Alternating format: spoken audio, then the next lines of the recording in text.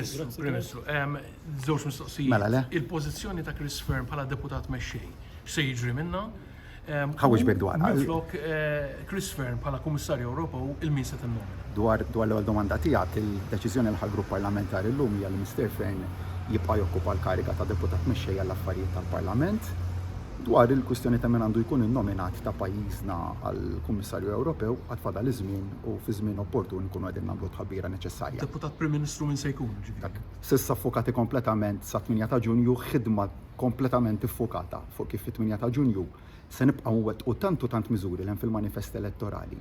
Tant miżuri wkoll li issa rridu nibdew nkomplu niddiskutuhom li joħorġu mill-manifesti elettorali rispettivi ta' 68 lokalità. Għandna manifest elettorali għal kull lokalità.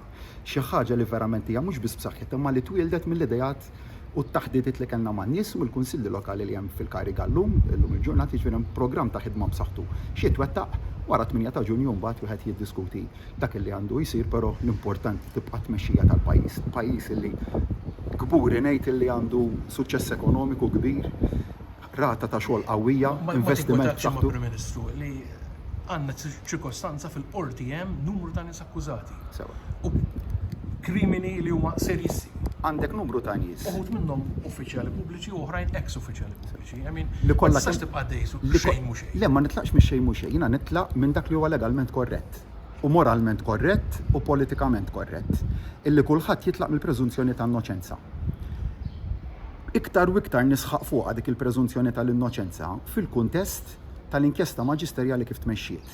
Mela jekk jien dejjem żelus li l-preżunzjoni tal-innoċenza tiġi preservata u hekk għandu jkun jekk verament nemmnu fil-ġustizzja.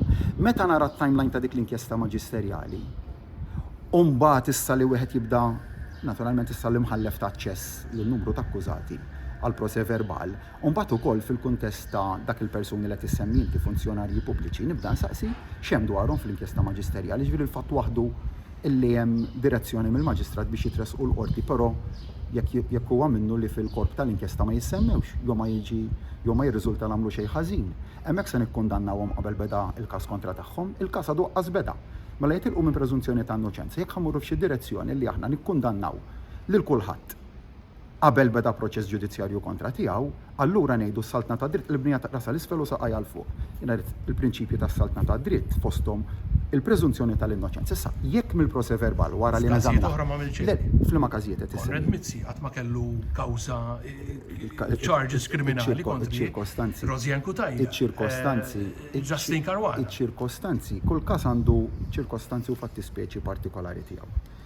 Jekk mill-proċess verbali jirriżulta illi hemm xi fatti illi jippuntaw favur nuqqas serju ta' xi wieħed mill-persuni mill-funzjonarji li għadhom jaħdmu fil-gvern tal-lum il-ġurnata illi jindika li għandu jkun hemm deċiżjoni dwarhom nitkellem mod. Però jekk fil-proċess verbal mhux se jkun hemm dik it-tip ta' deċiżjoni dwarhom fis-sens jew konklużjoni dwarhom, allura nitkellem mod ieħor u mbagħad nibda nsaqsi lil innifsi għaliex inħarġu l-akkużi kontra tagħhom ukoll.